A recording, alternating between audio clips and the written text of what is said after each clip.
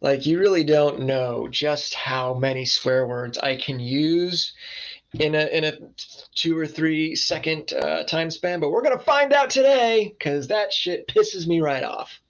Absolutely pisses me right off. So we're back. Hello and welcome. And fortunately, today is just an experiment. So hopefully this will still work.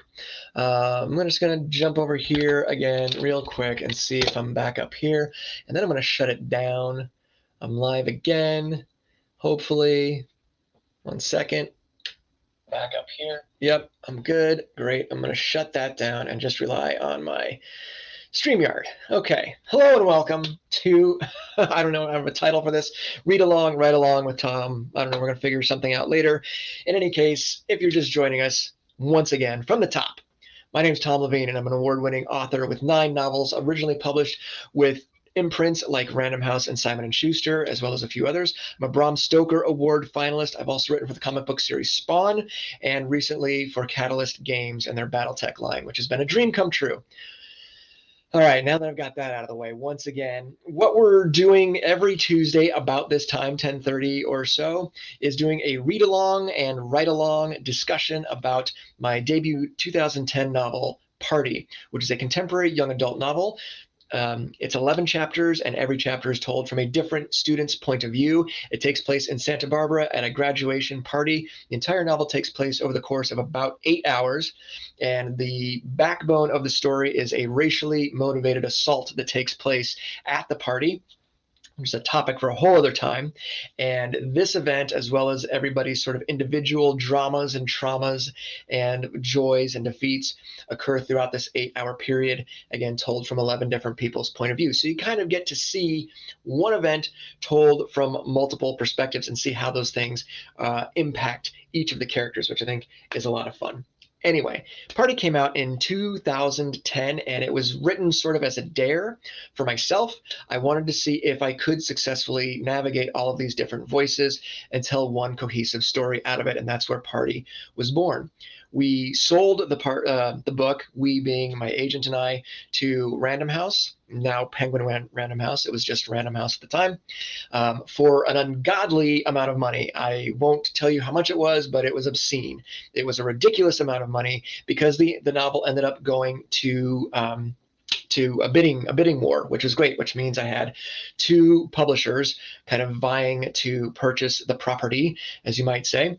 And Random House won, and I got a huge check, actually a couple of huge checks out of it, and that was great. It was not what I expected. It was not what I was trying to do. It was not what I anticipated. It was just one of those strokes of luck, happened to find the right editor at the right time, and that worked out really well for me at the time, which is one of the things we're going to be talking about today. And there's Andy. Andy's back. Hi, Andy. Thank you for joining me. I appreciate it. It's good to see you. I need to get you a copy of the comic, dude. If you haven't, I haven't given this to you yet, but it looks great. Oh, it looks so awesome. There she is. Woo! So I need to get you a floppy copy of that, man. Floppy copy is fun to say. Anyhow, so next week, what we'll be doing is I'm going to start reading a few pages from the novel, and we'll just go sequentially. So we'll start with Beckett Montgomery and her first line, I'm the girl nobody knows until she commits suicide. Then suddenly everyone had a class with her, which is, I don't think I've ever I don't think I've ever topped that opening line. That is still a wonderful opening line.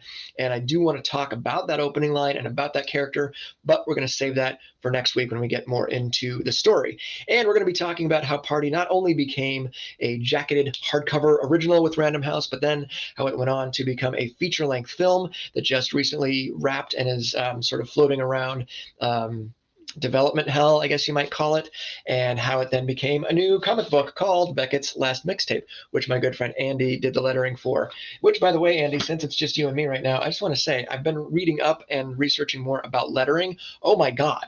Like, I knew it was not something I should do, but the more I learn about it, the more I'm like, you people who have your own comic books really need to get letterers. You really have to get somebody who knows what the hell they're doing, because that is a whole other skill set. So tip number 1, if you plan on doing your own comic books, get a letterer. If you are not a letterer, and you would know if you are or not, get somebody who knows what they're doing, because it changes absolutely everything. So thank you, Andy, very much for doing that. And we need to talk some more soon about issue 2, hopefully, because the Kickstarter is coming. And that's what we're going to talk about today. on today's episode of whatever the hell this is.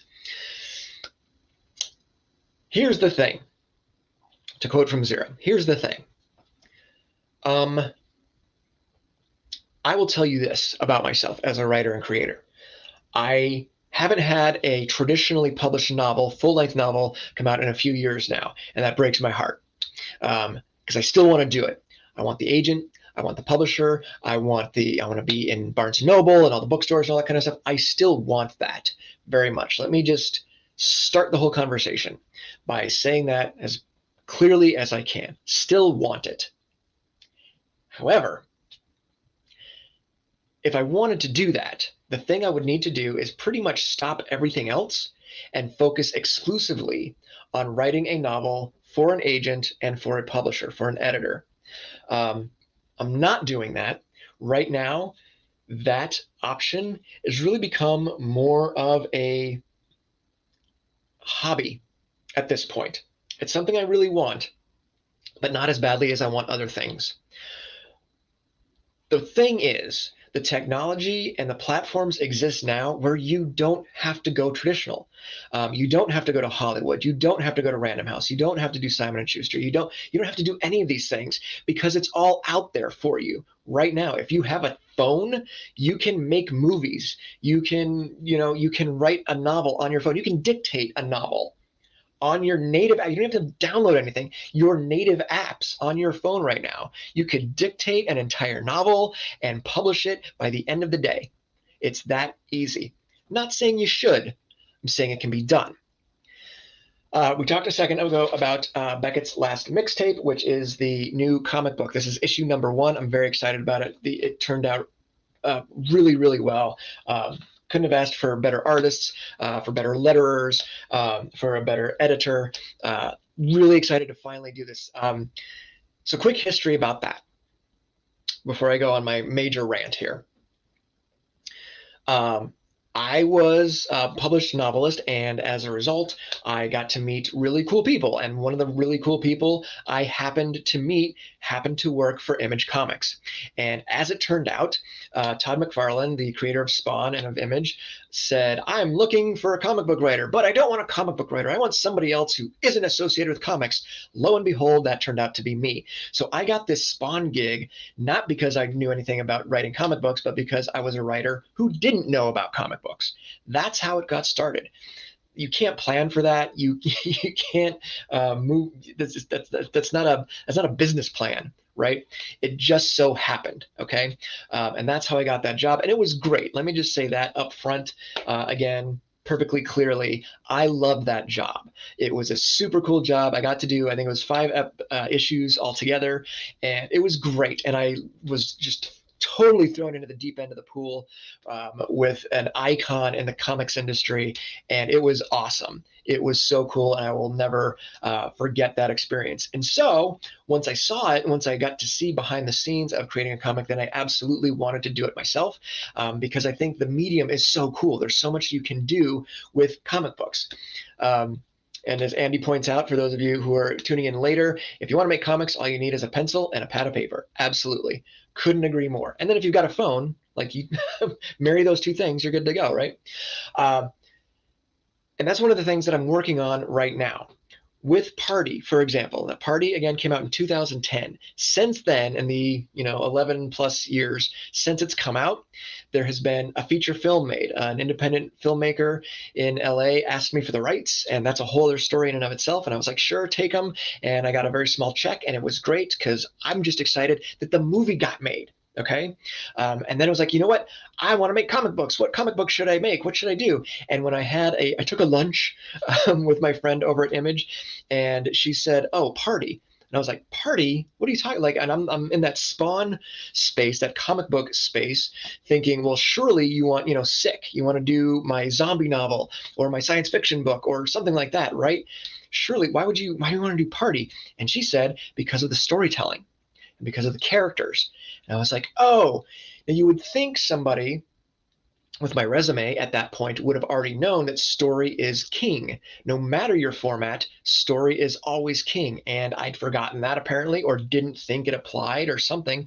So I needed to once again be educated, as I so frequently need to be, that in a comic book, it's still about the story. The art, of course, is wildly important. It certainly is for me. Like, you may have the greatest story on earth, but if I'm not attracted visually to that art, I probably am not going to read it. I mean, that's the first thing we see, right? Is the art. And that's why you pick it up at the shelf or whatever, or someone recommends it, or you see it on Instagram, you see a cover, you see sample art, and like, ooh, that looks cool. And then you see if the story works. It's a whole combination of stuff.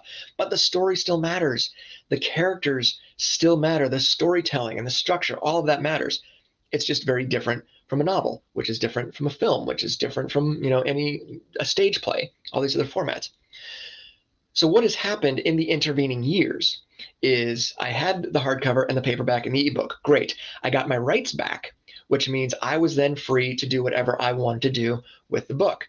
That means I had the freedom to tell this independent producer, yes, take the rights, go do it. He adapted the screenplay, and then they shot it, and I've seen it a couple times, and it's fucking awesome. It really looks fantastic and sounds great, and I love what the changes that they've made. And then I was like, all right, let's do this comic book. It took me a few years to get up the guts to do it, but now I've done it. Issue 1 is finished. We're going to take that to Kickstarter, and hopefully that will fund with any luck. And if it does, then I can do issue 2 and issue 3 and so on and so forth until the story is told. I also get to retell the story. I get to make adjustments. As it turns out, the novel Party is now going to be its own standalone story, but I'm taking those characters and that setting and that idea, and I'm expanding it into a more of a serialized novel that will be separate from Party. So you'll recognize the characters, you'll recognize some of the faults and the flaws and the storylines and stuff, but it won't be Party anymore because I'm also moving it back into the late 80s, early 90s, and set in Phoenix, which is something I know a little bit more about. I'm really excited to do that. But I can do that because I own the fucking rights. I can't emphasize that enough. I can't underscore that enough. And those of you who are tuning in, either live or for the recording stuff, hopefully by this point, you've been with me long enough to know that I don't go around telling people what they should do or what their dreams should be, what their goals should be. If you want my opinion, I'm happy to give it to you for your each individual circumstance. But I'm not going to sit here or stand before you at a Comic-Con or whatever and say, you need to go after Netflix, you need to get a movie deal, you need to get Random House, you need to get Image. No, you don't, is the thing. If that's what you want, by all means, go after it. A friend of mine has been writing for 20 years now and is just now starting to get some traction with her screenplays and her pilot TV show. And as far as I know, she's not staffed on a show at this point, but goddamn, she probably will be before too long. Good. That's what she wanted. She worked for it. Awesome. I don't know that that's what I should do. I would love to be, trust me. And that's something else I'm going to be all over the map. If someone else in Hollywood calls me up, their people call my people, and they're like, hey, we want to buy the rights to Sick, we want to buy the rights to Omnihumans, we want to buy whatever, my response is going to be, cool, where do I sign? Because I'm not an idiot and I'm not proud. This is a business. Don't ever forget that. This is a business, and it's okay to do stuff and get paid for it. I don't care if you're an artist or writer or whatever. It's okay. You're not selling out because you signed on the dotted line and J.J. Abrams is going to make your movie now or whatever. Okay? So I would absolutely do that. Until then, I'm not pursuing it. If I wanted to get a screenplay of mine made or produced through a major Hollywood studio, I would need to stop everything else I'm doing and focus exclusively on that for God knows how long and still not be guaranteed anything. Again, if that's what you want to do, that's fine. Not dismissing that. But in the meantime, Jesus, I can make a movie, I can write a book, I can do a comic, I can do an audiobook, I can do a dramatized audio narrative thing. I mean, I can make a game. All of these resources are here at my disposal. 90% of them are free. Fuck. Why would I sit around waiting for Hollywood to call? Why would I sit around waiting for some publisher to call or what, like I have too many stories to tell. And if you're a storyteller, don't you have so many goddamn stories pouring out of your fucking brain that you can't keep up? Then do it. That's all. That's all I'm saying. Now, my career at the moment is not covering all of my living expenses. It's not. I want to be completely honest with you guys about all of this stuff. It's not. But my company, the company that I own and run, in which I run all of my creative work through, also is not in debt, and we've never been in the red. I make enough to pay some of our regular bills. My company pays for our cell phone. My company pays for this internet. My company pays for our TV or what, there's these little bills that my company is able to afford. And that's great. I still work part-time in a fucking library. It's a good job. I like the work there. I like the people there. It's great. And I get to be around books and see what people are reading and talking, so it's awesome.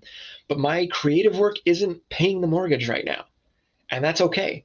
There was this brief window of time for about 5 or 6 years where it did, and that was a great time. That time has passed. New times are here. What are you going to do with it? What I'm going to do with it is tell stories in as many genres, platforms, and formats as I possibly can, because I love these stories.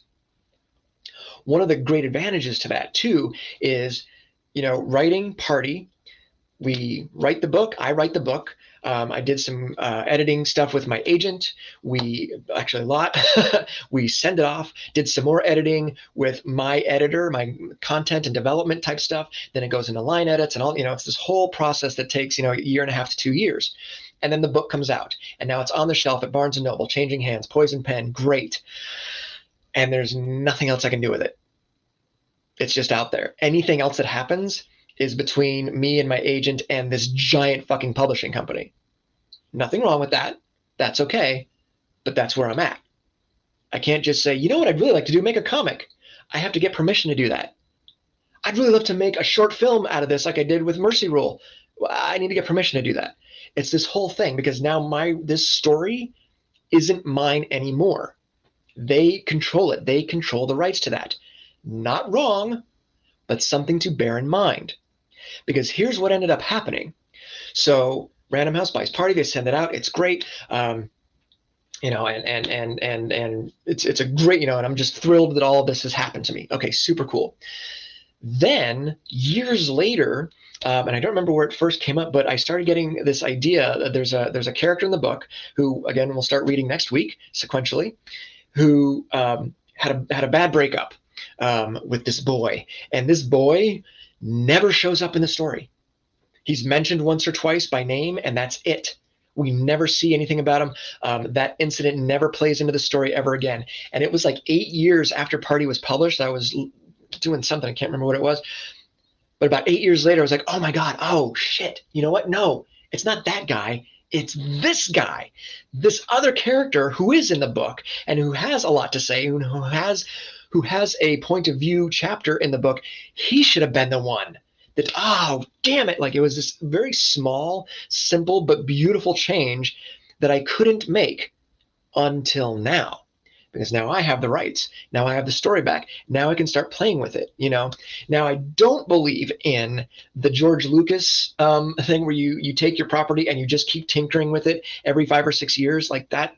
At some point it has to be done, which is why the novel Party is done and its own thing.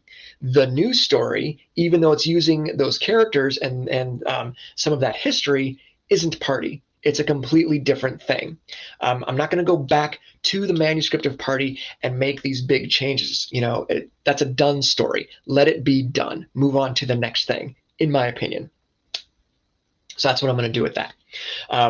Likewise, when I was talking with my producer for the film, which is called Butterflies, I was talking with him and seeing his manuscript, or seeing his screenplay rather, and then seeing what they ended up shooting and the aspects of the novel that they ended up changing. And I'm looking at this and I'm like taking notes. And I'm like, oh my God, that would be that's brilliant. Why didn't I do that? Oh, he did this with this character. Shit, that's such a great idea. Damn it. Now, again, because I own the story, I can do that. I can start playing with that.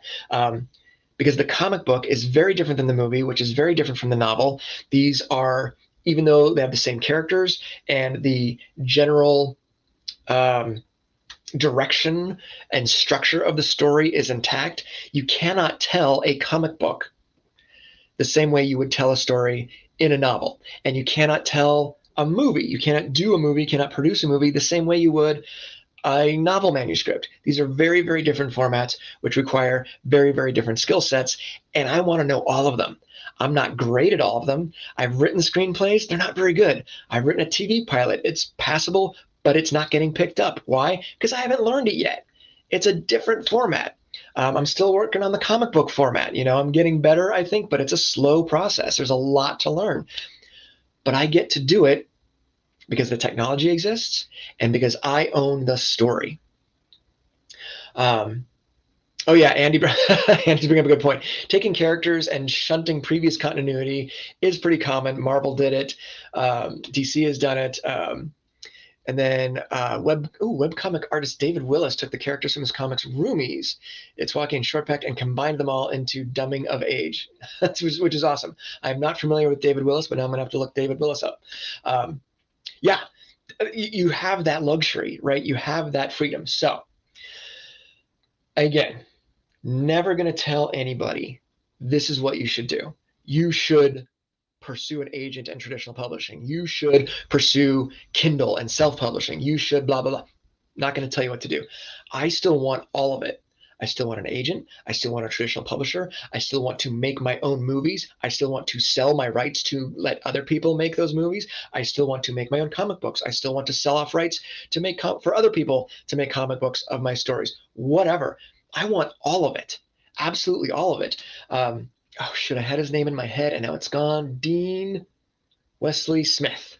Many, many years ago, I took a class from him, and he pointed out that your story you can think of as sort of a pie chart or a pie graph, okay? So here's my pie chart of Party, and it's a complete 360-degree filled-in circle. Okay, that's my novel. Great. Now I'm going to take that circle, that novel, that pie graph, and I'm going to start chopping it into as many different formats as I possibly can. Hardcover jacketed novel, softcover / paperback, ebook across all formats, narrated audiobook, full cast dramatization audiobook, comic book, feature-length film, streaming or series video. That's 5, 6, 7, 8. That's 8. Video game, 9. What kind of video game? Text-based, mobile, platform, so now we're up to 9. Already with that one story, you have 9 different ways you can relate that story. And that's not even all of them yet. Those are just the ones off the top of my head. There's so many different ways to tell your story. What I do want you to do is find the one that suits you and then pursue that. I'm pursuing all of them because I am a storyteller and I can't sit still. And if I didn't have 18 irons in the fire at once, I would go crazy. Okay? That's why I'm doing what I'm doing. You do it your way.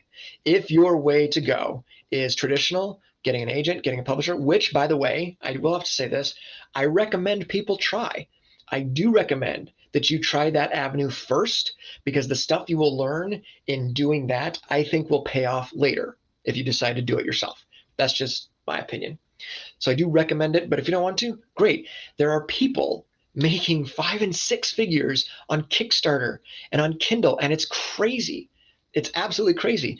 And the last thing I wanted to say about that, Party Fighter Tournament Edition. That one, I could see okay, no, don't do that, Andy. I'm going to go all over the place if I do that. The other comment I want to make about that is that there is an audience out there for your work. You only need 1,000 people. And out of the many billions of people on the planet, you just got to find those 1,000 who will love you and will love your work, who will love your voice, who will love whatever it is that you're bringing to the table. People are doing it all over on Webtoon, and we still don't know how to say it, Tapas or Tapas. We don't know, Tapastic. We don't know what to call it anymore. But anyway, those platforms, there are other places like Royal Road, which is doing primarily fantasy fiction writing, and people are living off of this stuff, some of them, and if they're not living on it, they're making an income from it. YouTube, for God's sake, all these different platforms are there for you. Yes, Cloud's here. Hi, Cloud. 1,000 true fans. That's all you need. 1,000 people who love what you do. And I guarantee you there are 1,000 out there. I guarantee it. There are 1,000 out there. We just have to find them. Just remember, everybody has their own version of crap. Okay? Here's what I mean by that. You spend 10 minutes browsing through various Kindle genres, okay, or various hosting sites like Webtoon and so forth, you're going to see crap. It's going to be total crap. The problem is, I don't get to decide that. I get to decide whether or not I purchase it or keep reading it, but I don't get to decide on its value. Because you know what? There is stuff that is selling millions of copies or has millions of followers. And I'm like, what? Are you fucking kidding me? Really? And it's awful. Here's the thing. I've had to recently been reading some literary fiction, award-winning, National Book Award, Pulitzer, yada, yada. I mean, huge literary awards. And I'm like, fuck, really? This? Like, is this what I'm supposed to write? Because it's crap. I think. _I. You may read it and go, oh my God, this is fucking gorgeous. Great. Good for you. I think it's crap. You know what? So regardless of your format, there's lots of crap out there. The good news is it's only crap for you. You get to decide. I'm not going to purchase this genre. I'm not going to follow this creator because I don't like it. I think it's crap. That's fine. Totally fine. All we need are 1,000 people who don't think it's crap, and they're out there, because there is stuff that is, I would argue, demonstrably terrible. But at the end of the day, if they got 1 million people reading it, guess how important my opinion is? Even if they didn't have 1 million people, guess how important my opinion is? My opinion doesn't mean anything, okay? Go out there, write your story, write and tell the story you want to read or see or listen to or whatever. You absolutely have to start there. You absolutely have to start there. I wrote Party because I wanted to read it. Son of a bitch, I've frozen again. All right. And I'm frozen. And I froze again. I'm just going to assume this is not going to come back, so I'm going to wrap up as best I can. We'll just stop there. Write what you like, do what you want. I guess that's the message. Next week, January 11th, we're going to start a read-along. I will go live and read a little bit. At least I think I'm reading a little bit. It depends on if my fucking thing will allow me to do that or not. It certainly doesn't look very promising. And we'll talk about the story, the characters, just all kinds of stuff about that. I hope you will tune in. Oh, you can still hear me. Okay, that's good. Thank you, Andy.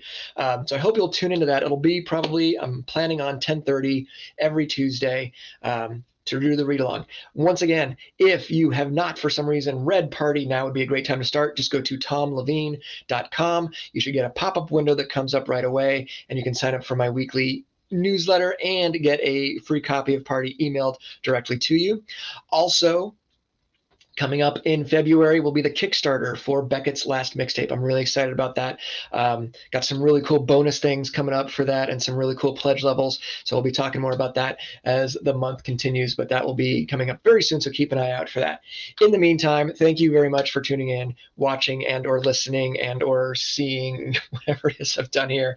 And we'll get started on Party next week. Thank you very much for tuning in. We'll see you next time. Take care. Keep reading, keep writing.